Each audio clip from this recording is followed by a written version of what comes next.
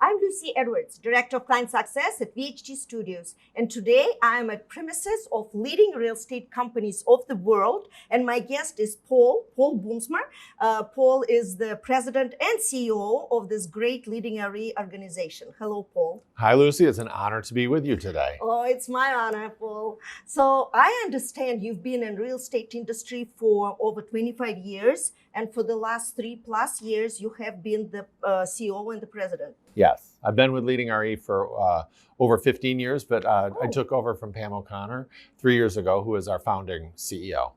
Well, you have a fantastic organization. You have over 550 firms throughout the world that are part of your organization, and it's more like a networking. My first question to you would be, how can you manage to create that brand recognition for all 550 for them to be separate, yet to be able to network and play well in a sandbox and help each other? Well, first of all, I'd say our mantra is we make the best brokerages better. There aren't any of our members that weren't already successful when they joined us. And we choose them because we think they are so successful and they have such a strong market presence already. So it's really their brand that we cling on to. And the other thing we talk about is we really focus our members being local and global. They're already strong local players, but they join us because now they're part of a large global organization, which again is connecting the top firms in over 75 countries. So I think the brand is typically theirs, but there's increasing demand from consumers to not just be strong locally, but to also have that global presence. Yeah, and I understand that you travel, you network, you create new programs. That must be very though it's exciting to travel to 75 countries, but I'm sure it's challenging as well to create the programs to fit them all. Or do you juggle and create different directions? We actually, it's interesting. We do have people all over the world. The majority of our team is here in the United States in Chicago, but we're actually about a third of our workforce is remote in other locations. So we actually have somebody operating pretty much around the clock. There's always somebody working at LeadingRE because of that global footprint.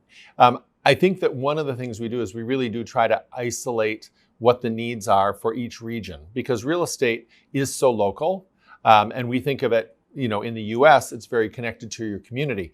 But each region and each country sometimes has different characteristics of how they transact real estate, what's required, how much of a resale market there is.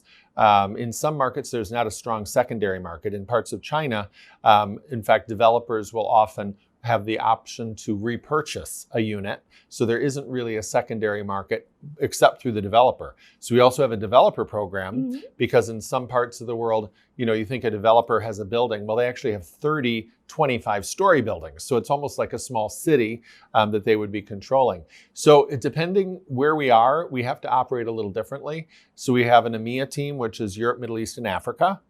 We have a team that handles just the LAC region, which is Latin America and the Caribbean.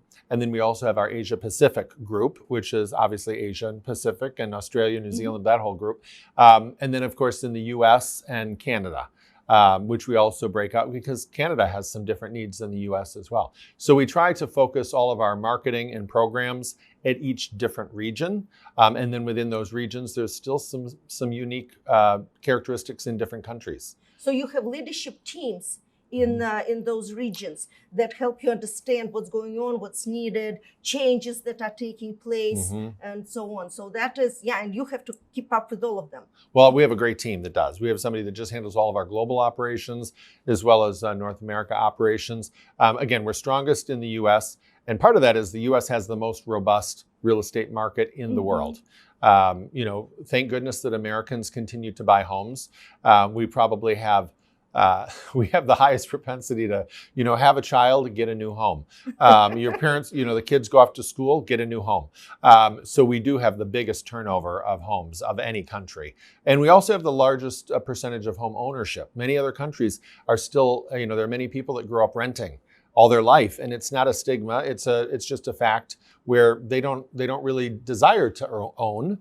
They may live in the same rental for many years, and they may take over the rental that they were in growing up, and now their parents are there. So it's just, all of the countries out there have different cultures and different real estate needs. Well, especially in today's environment, sometimes you just absolutely have to rent because there is nothing to buy. Well, that's very true. Especially in the U.S. right now, we see a very strong rental market and a lot of rentals being built. So that's very exciting for us. And I understand that it's also kind of difficult to join your organization, as you are not taking just anybody. You as a firm, as a real estate company, have to qualify to be part of LeadingRE. It is, and I like to not say it's difficult to join, but unfortunately, I'm sorry to say we are somewhat mature in some of our markets, so we have some saturation points, and we don't want to oversaturate a given market. But we do have requirements for LeadingRE in terms of the strength in the market, the marketing position, and then also some service requirements. They have to be able to service customers that are being transacted from one company to another.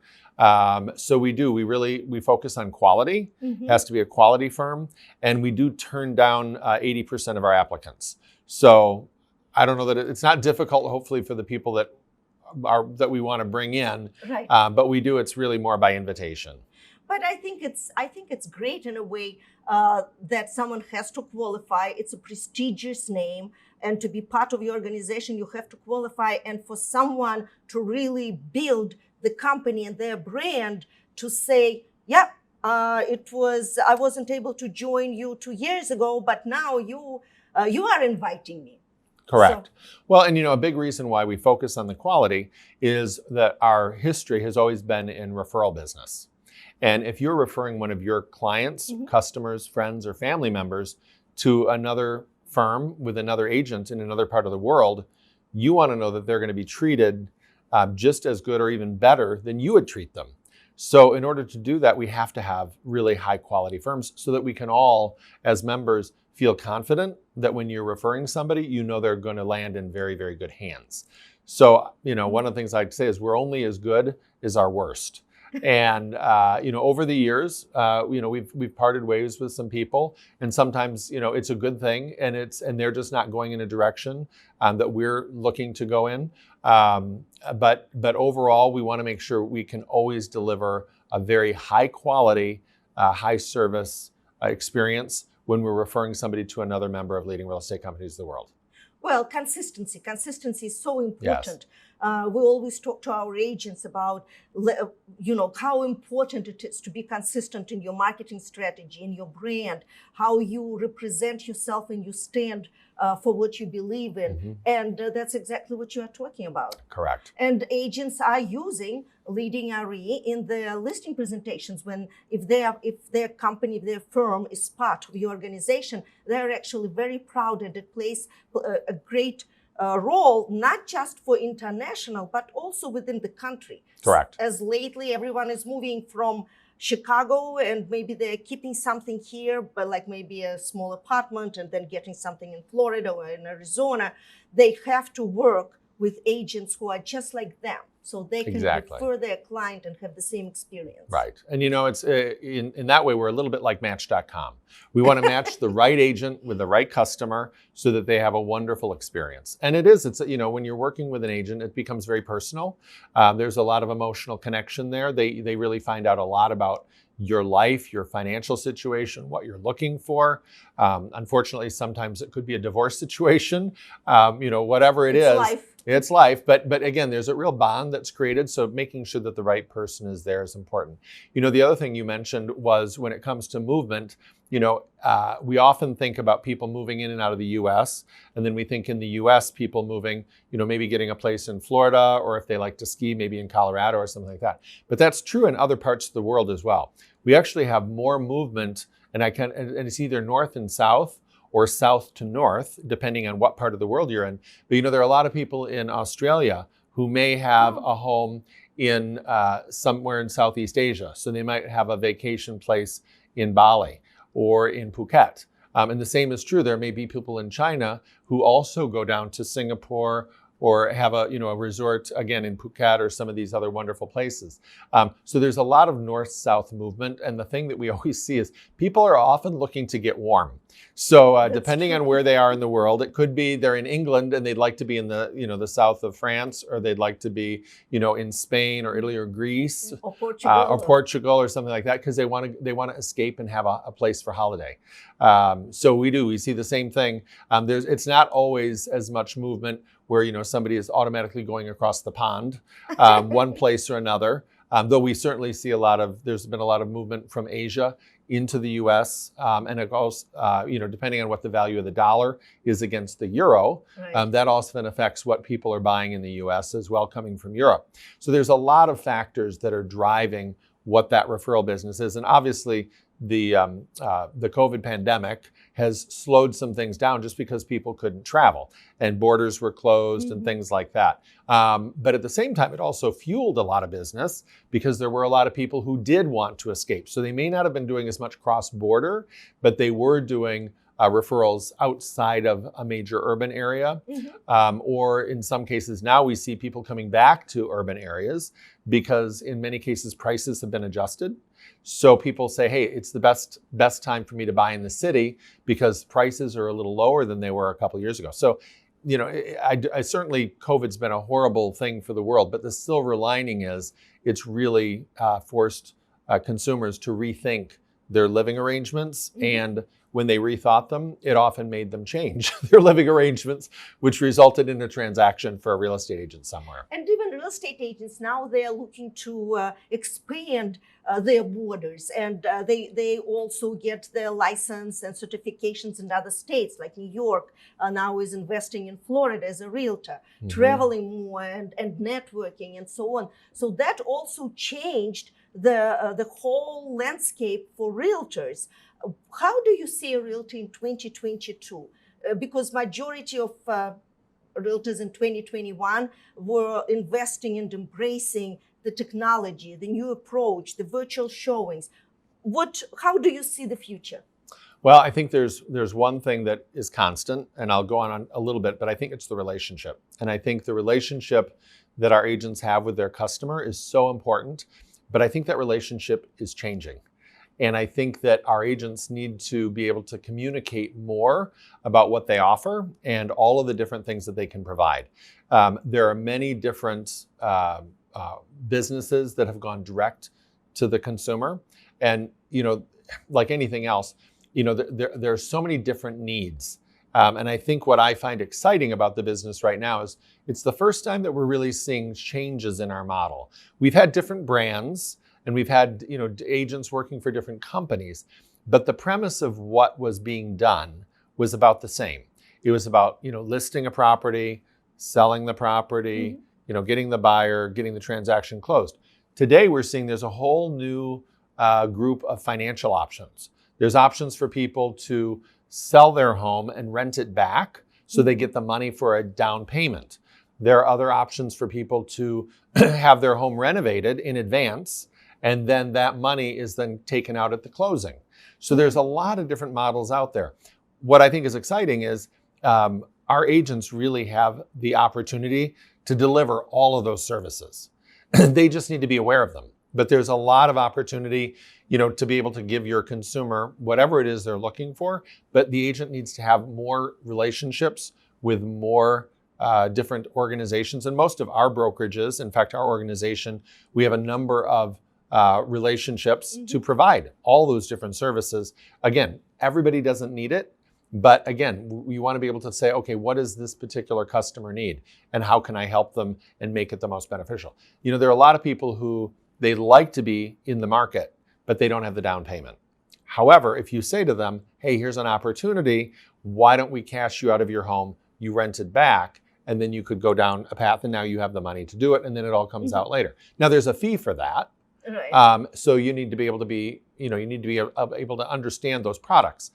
However, if it's a choice of getting into the market now and delivering the home for your family and your growing family, if you have, kids that are sharing bedrooms and you need a bigger home, you may say, you know what, I'm going to pay a little bit more on this transaction because there's an additional fee, but we're going to get in the house that we love, that our family is going to experience. So it's not, you can't look at it just as an investment. Of course, real estate always is a wonderful way to build net worth and things like that. But, it still comes down to, how is this going to affect my life? How is this going to improve my life on a daily basis? And I've said that to a number of people who have come to me and said, hey, we're thinking about buying a home, or, what do you think? My first question is, if you purchase that home, is it going to affect your life every day? Are you going to feel good about it? Is it going to make a difference?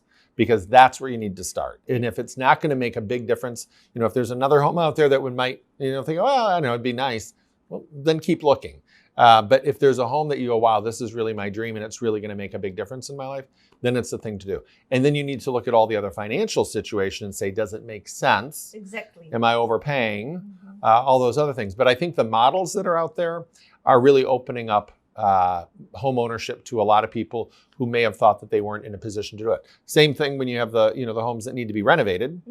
Some of those homes, people either they don't have the skill, the time, the talent, or the money to invest and actually bring the home up to what we would say is, a good standard to sell to make it competitive in the market.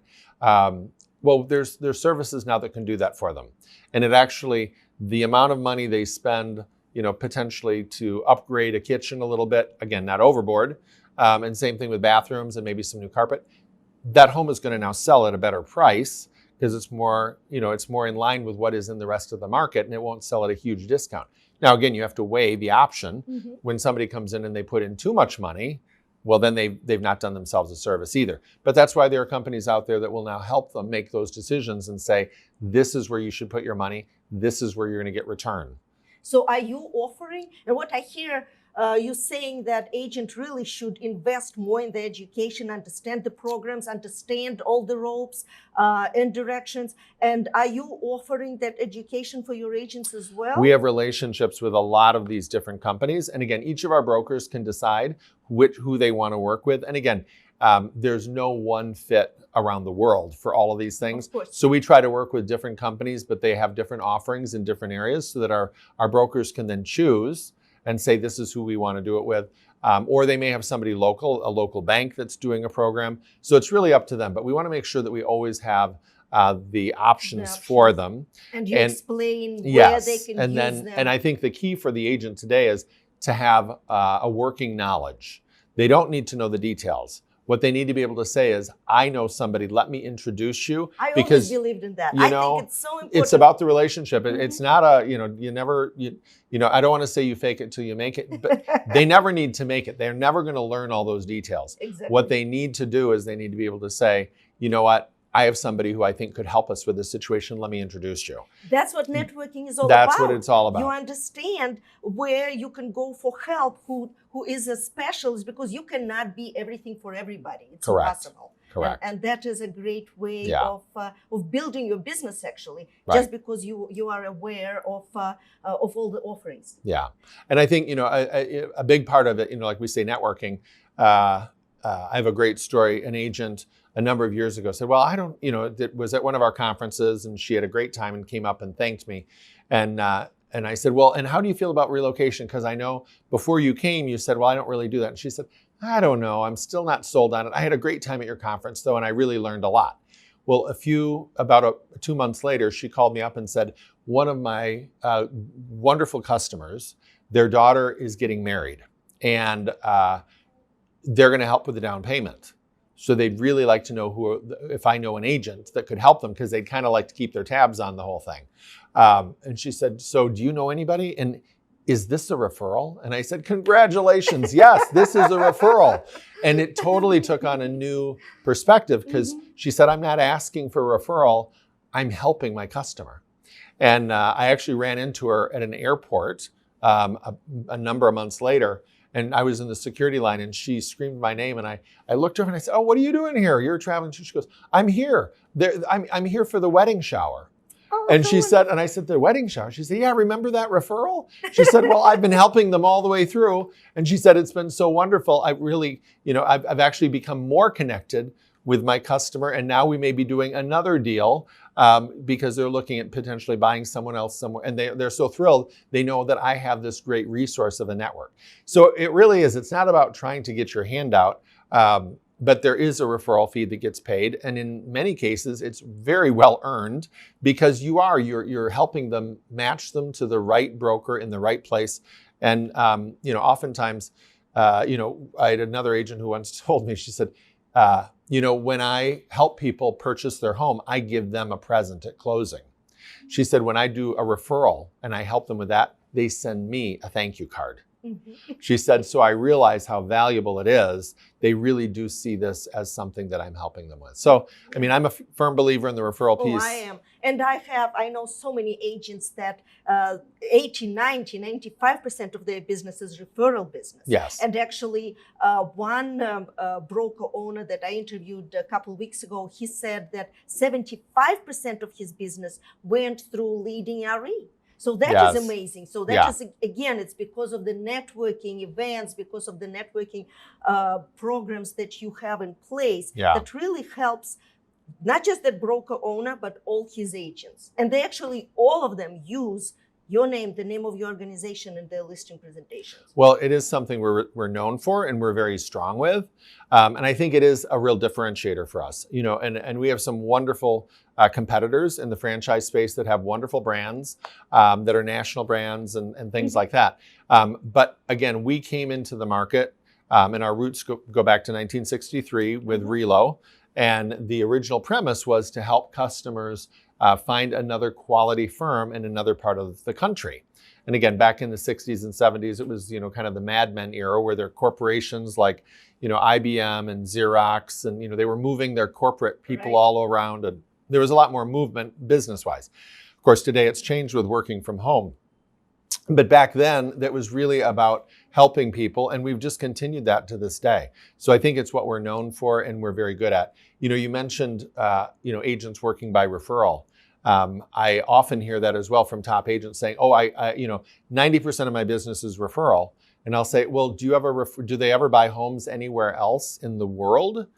I mean, you're talking about some fairly affluent clientele that you service, and they'll say, oh, well, probably. I'm sure they have multiple homes. I'll say, well, why aren't you referring them there? If you already are getting referrals from them to work with you locally, you probably have a relationship where you could have some effect and help them to find somebody just as good as you in another market. Exactly. And then they stop to think about it and go, oh, that's probably true.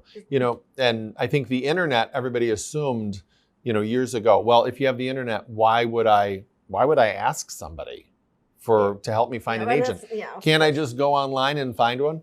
Well, I think of the same question, and I'm not a huge car person, but when somebody tells me, hey, I've got a great car mechanic or a great dealership, go there and ask for so-and-so.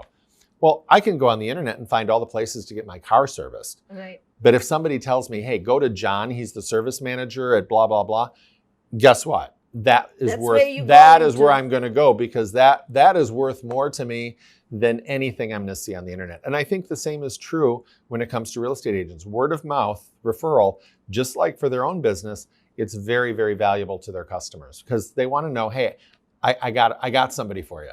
And they're going to take care of you. No, I totally agree with you, Paul. I totally agree with you 100%. I'm so thrilled to meet you and to be able to talk deep in and dive in about your fabulous organization and how prestigious and helpful it is for agents and for the firms that are part of your big umbrella. And I know you have luxury division and everything else, but it's so important to have someone like you with the vision and travel all over the world to offer agents and broker owners all the support that they deserve. Well, I have to say we have a phenomenal group.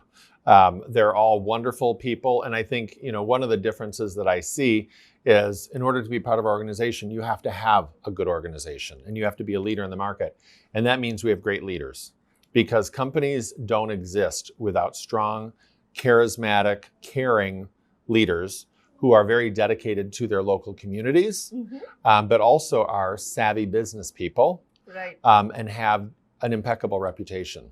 So, you know, when you're made up of membership like that, these people don't have a lot to complain about because they're pretty successful and they're working hard and they're doing a good job, and they own what they do. They're not relying on a brand. They're not relying on somebody else. They created their own organization. They created their own brand. And that's a pretty impressive thing. And very powerful. You know, today, to be able to start your business when you know all the businesses that don't make it, to be able to make it in the real estate with your own name as the brand or whatever brand you choose, but you don't have any backing of, you know, a national brand or something like that. In order to achieve the success, starting it on your own, that says they're pretty impressive leaders and pretty impressive people. So I work with a really great group of folks. Well, congratulations to you. Well, thank you, Paul. Thank you so much. It was fantastic. All the best to you and your organization and your partners. Wonderful. Thank you. It was a pleasure to meet you. Thanks, Lucy.